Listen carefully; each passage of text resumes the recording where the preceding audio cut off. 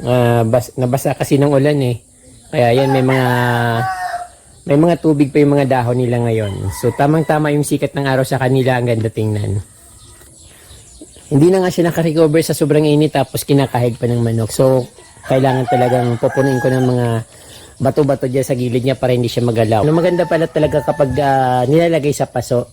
Pag pinapabayaan mo dun sa ground, maganda rin pero payat sila tingnan. Tara kaprom, di punta tayo dun sa front yard. May bago akong tinanim dun na halaman na mayana. So magsisimula ulit ako ng magandang mayana dun sa harap ng bahay, katulad nung dati.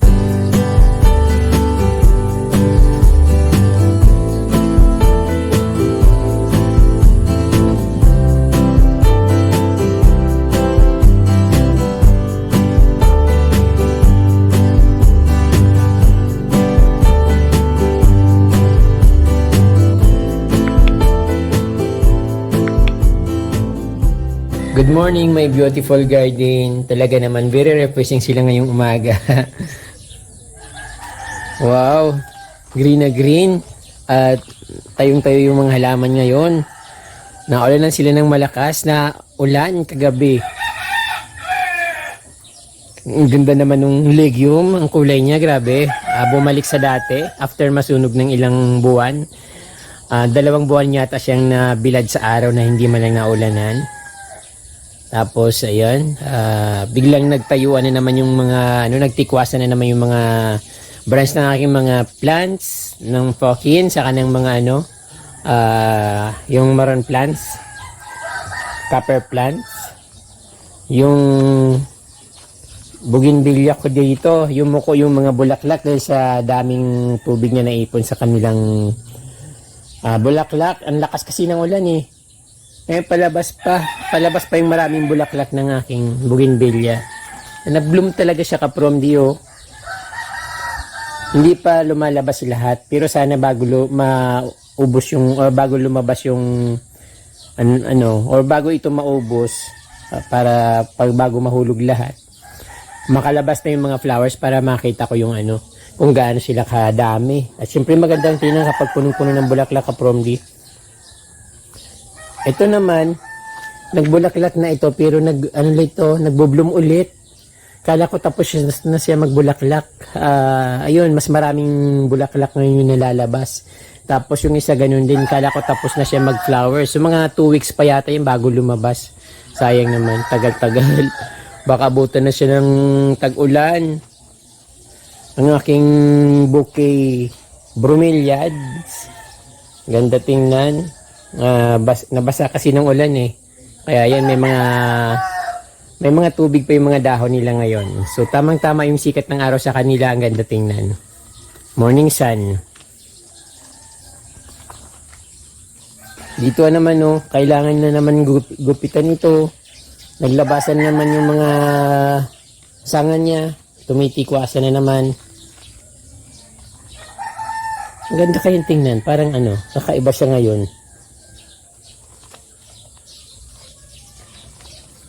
Bilis naman dumami yung mga sanga nito.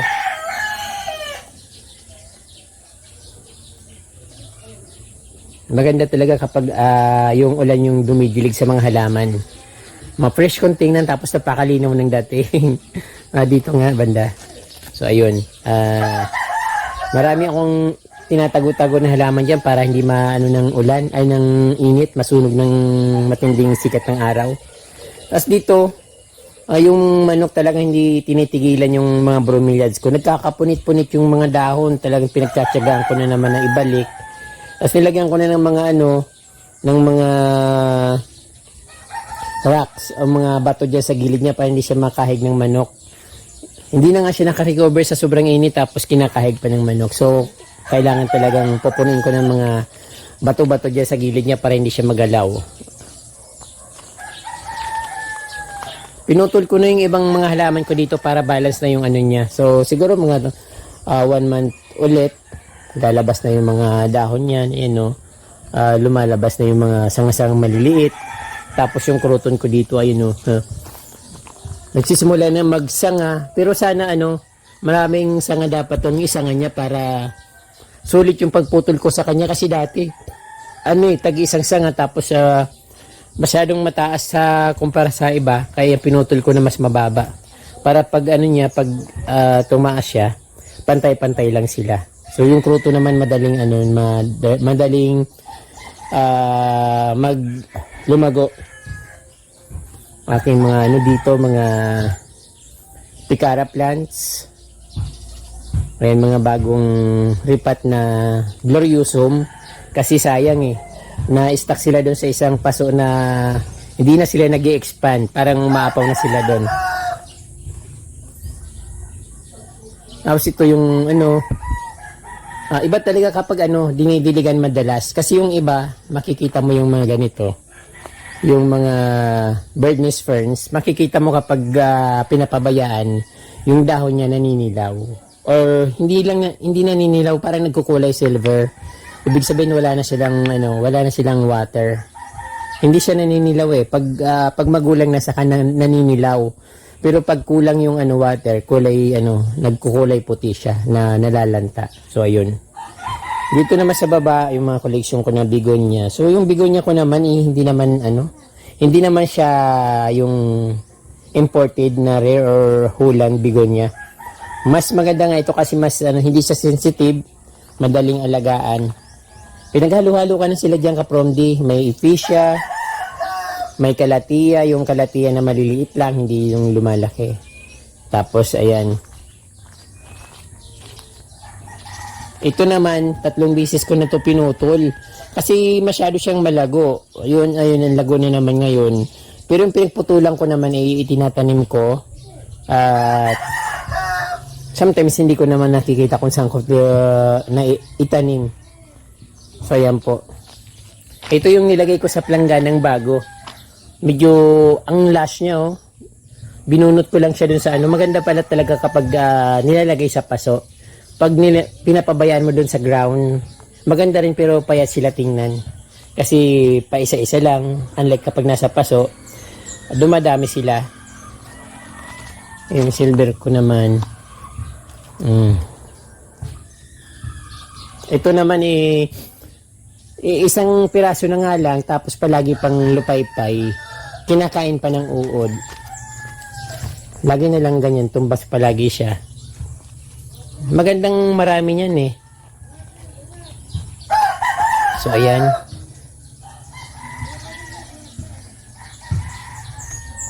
Dito naman kaporomdi yung morning sun, tamang-tama sa nila, sa place nila. So ito kaporomdi, ito yung niripat ko, nilagay ko dito sa planggana na medyo hindi naman malaking planggana, pero nasa nasa gilid ng pader ng bahay ko. Sayang, gusto ko yung likod niya kasi mapula. Kung sana yung nasa ibabaw yung pula niya, ang ganda niyan tingnan. Kaysa ganyan yung parang green na may halong maroon. Pero okay naman siya. Maganda naman siyang tingnan. Class nga ang dating niya kapag malagong malago na. Katulad niyan, ang lago niya.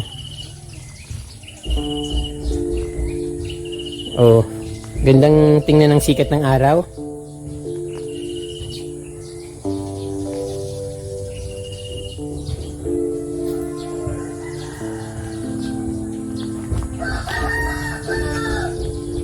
Dati ito parang lupay-pay na ito. Dinidiligan ko naman siya araw-araw, kaya lang mas maganda talaga yung tubig ulan yung dumidilig sa kanila kasi lahat sila nababasa. Tapos pag kahit may hose ka, parang parang ayaw nilang ganun. Kahit na basahin ko ng tudong-tudo, hindi gumaganda ng ganyan. Pero pag yung ulan kagabi 1 oras lang yung ulan, pero ang ganda na kaganon tingnan. Parang kakaiba yung dating nila pag nabasa sila ng tubig ulan. Yan. Hindi ko alam kung anong pangalan ng bromeliad na ito. Yung parang dila yung niya, yung bulaklak niya. Pag magulang na, yung kulay green. Pag bagong bulaklak ito, kulay pink.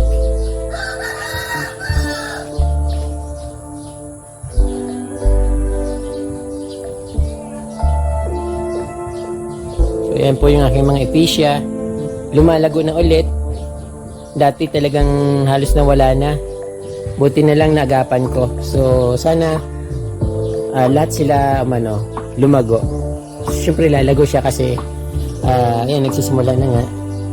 So ito naman, walang problema dito. Magandang episya ito ka-promdi, oh.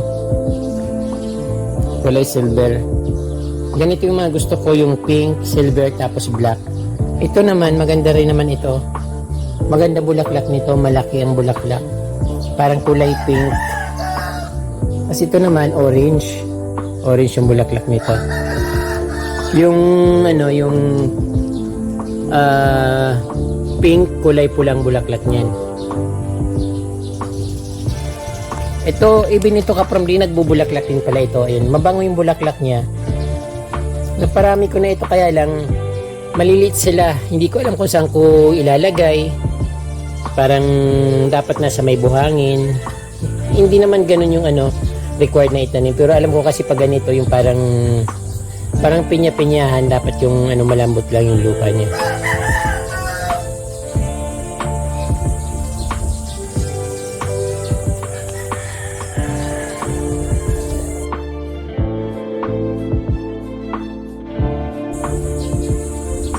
Napreskuhan sila ng ulan.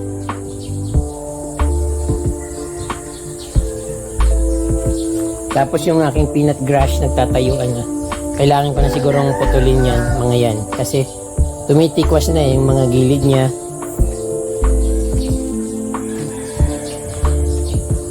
Yun, refreshing lahat. Tapos gusto ko rin itong na ito, yung kahoy na parang pine tree.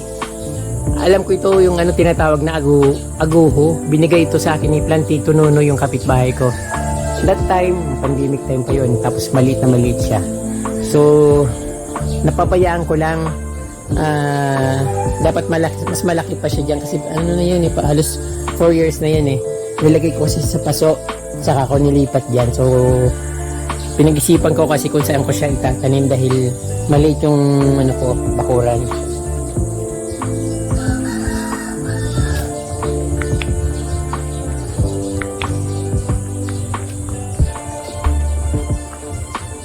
So yun naman yung view ng aking wall dito sa harapan ng aking bahay. Pero hindi ito yung front yard ka-promdi, sa lang ito, parang side.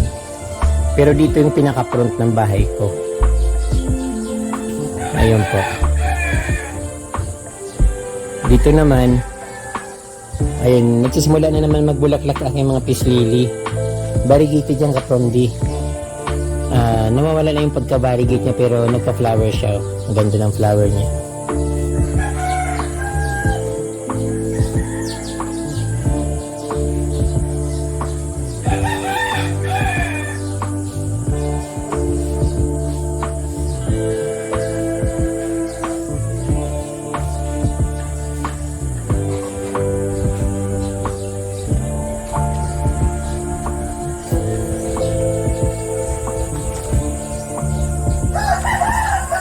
Parang nakakasira ng view yung aking nilagay dito na mga pot.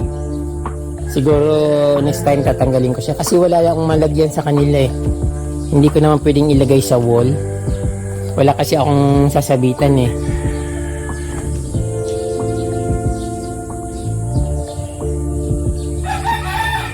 Mas maganda kapag nakatalikod ka sa araw pag ganito kalinaw oh. Pag nasa harap ka parang may usok. So yun lang naman ang aking backyard ka-promdi. Pupunta naman tayo sa aking front yard. Para buo yung garden tour natin sa araw na ito.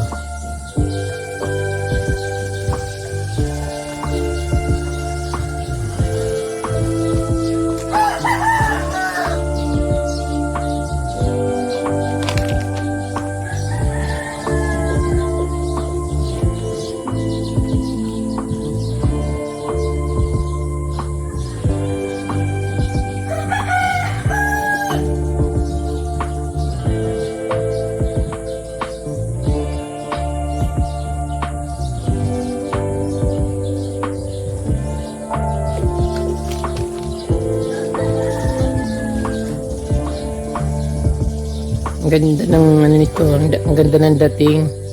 Kailangan ko putulin. Malago na ulit eh. Ito yung mga sanga ng Tokyo, no? Nagtitikwasan na naman.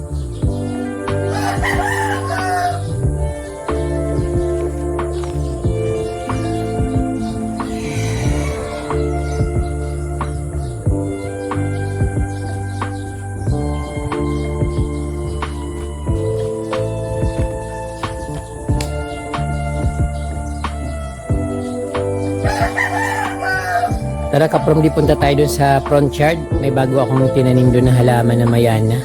So magsisimula ulit ako ng magandang mayana dun sa harap ng bahay, katulad nung dati.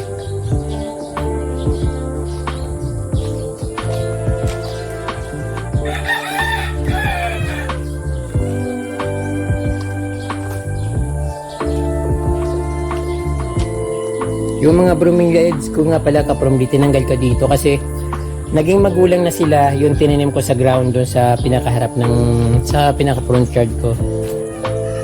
Lago ng aking mga peace lily. Yung Prince of Orange, ito yung original na Prince of Orange. Iba yung ano, hybrid yung isa eh.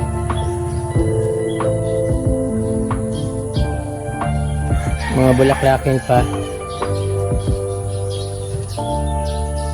Yung mga bromeliads ko na medyo yung mga malalaking bromeliads dito ko nilagay, pero ngayon nainitan na naman sila. Tapos yung pinya ko dito ang liit-liit pero maganda siyang ano, pantanim, panghalaman. Dito naman sa ano, sa gilid nililinis ko, tinatanamin ko ulit ng mga halaman. Yung mga nasa paso nilalagay ko sa gilid para hindi sila masunog ng araw. Kahit pa paano na tutulungan sila na maitago nila, maikubli nila ang sarili nila pang samantala.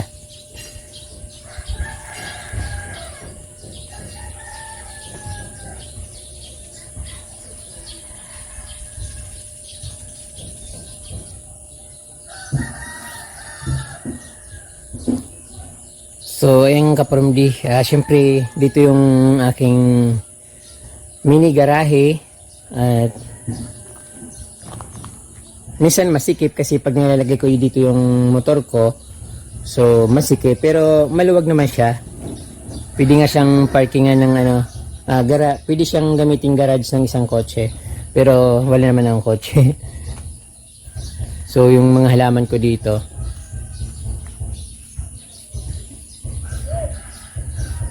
tapos binabalik ko ulit yung aking mayana kasi ito nilagay ko sa paso. Pag lumaki kasi, pag nasa paso kasi hindi masyadong gumaganda, kaya nilipat ko dito sa front yard. So ayun, kulay pula yung kapromdi, kaya pag lumaki siya, matutulad siya dun sa dati kong mayana na napakaganda. Yung nakilala nyo ako sa mayana dahil dun sa mayana ko dun sa front yard. So ayan, marami itong sanga. Tapos yun ano, isang sanga lang. Pag ano, medyo siguro mga 2 months, 3 months, sobrang ganda na yan. Kahit nga 1 month, siguro mga 1 month pa lang, siguro sobrang laki na yan. Kasi malaki na siya, mabilis na siyang lumaki dahil ano siya, stable na nung nilipat ko dyan. Yung ano naman, mga bromeliads ko dito, medyo inino ko, binawasan ko. Kasi yung ano, yung mga nasusunog, yung tinatago ko, nasusunog sa araw. So ito naman, gumaganda nga siya sa ano, pag nabibilad sa araw. Tapos tinaniman ko ng mga kutsarita dyan sa baba. Kaya lang hindi ko sure kung gaganda siya kasi buhangin lang yung ano niyan, ilalim niya. So kailangan mag-root siya ng madami para gumanda siya. So ayan, may summer plant. Maganda talaga yung bromeliads. Gusto ko lalo yung may mga kulay pula. So yun ang gusto ko. Tapos yung mayroon din mga parang mga batik-batik noon. Sana magkaroon din ako ng ganon. Ang mahal kasi noon parang mga siguro mga 350. Pero pag sa silang siguro mga ano lang, mga 250 ang ano noon. Kaya lang sa akin, para sa akin kasi namamahalan akong ganung halaman dahil yung budget ko pang ano lang, pang budget meal. So ito kaprom di yung ano, tinatanim kong mga mayana dito. So, ang ganda niya na, di ba, kapromdi? Yung kulay pink. Marami yan eh. Kaya lang, ano, tinatanggal ko. Yung iba nawawala kasi kinakahig ng manok. Kaya lang yung sabi ko, lalagyan ko ng mga stones sa ilalim para hindi na siya kahigin. Tapos yun, tinaniman ko rin ng mga bromeliads sa ground na iniipit ko ng mga bato na hindi niya naman kayang, ano, hindi kayang galawin ng mga manok. Kaya yung kapromdi yung ano ko. Maganda na siya ulit. Siguro 1 month pa lang. Siguro 1 buwan pa itong mayana na ito. Sobrang laki na niyan. Kasi ang taba niya, ang lalaki ng mga dahon. Pero pag ganyan kalaki, pag humahangin talagang tutumbak agad yan. Magkakaibang kulay ang kapromdi. Tapos maganda rin yung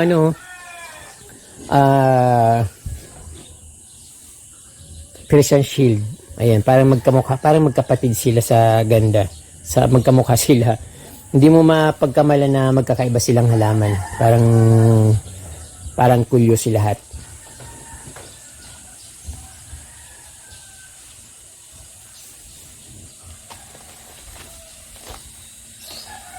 Ito kailangan ko na naman itong i-trim. Kasi pag hindi ito na-trim, ano na naman yan hindi siya gaganda. Dapat nabibilog siya para magsanga, para dumami yung mga kanyang sanga.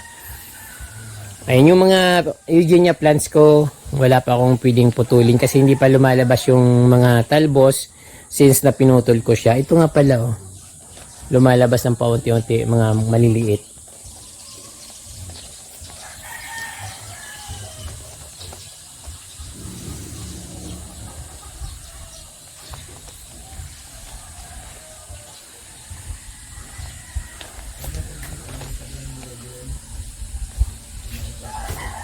Ayan, sunog sa araw aking mga kalatiya. Tapos ito kailangan ko itong putulin,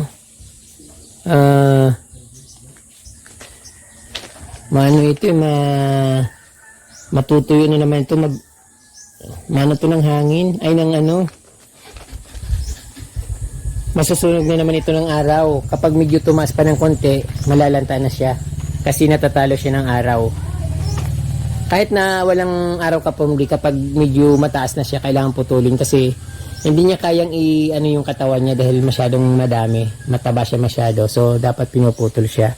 Pag hindi pinutol, namamatay dahil maliit lang yung ugat niyan Hindi siya pwedeng magkaroon ng maraming sanga. Ang lago, ang sarap tingnan nito. Ang gandang tingnan, hindi masarap. Magandang tingnan.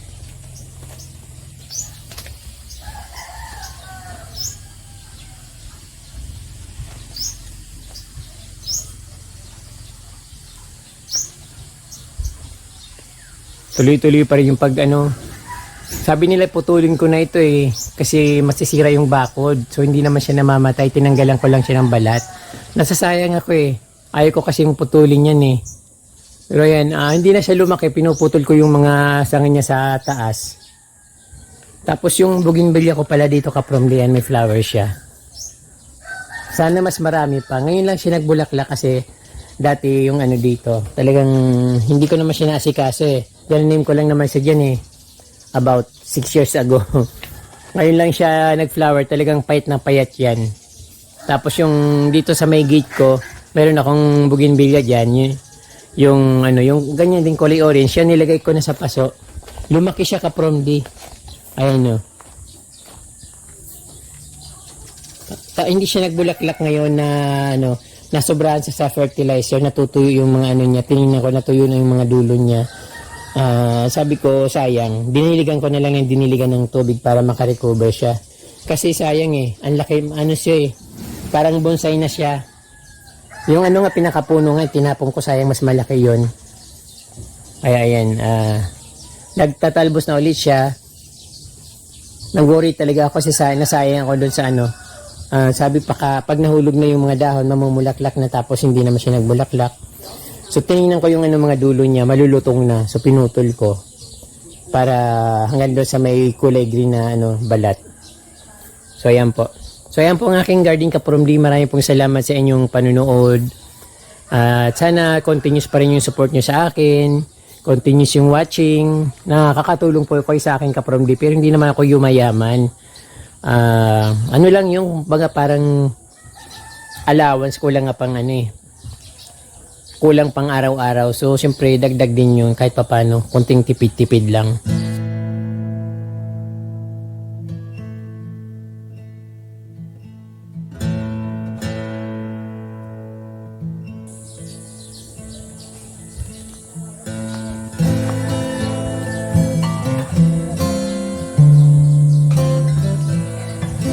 So ayan po mga kapromdi, maraming pong salamat sa inyong panonood. Huwag niyong kalimutan mag-subscribe at pindutin po yung notification bell para update po kayo sa aking mga bagong post na videos.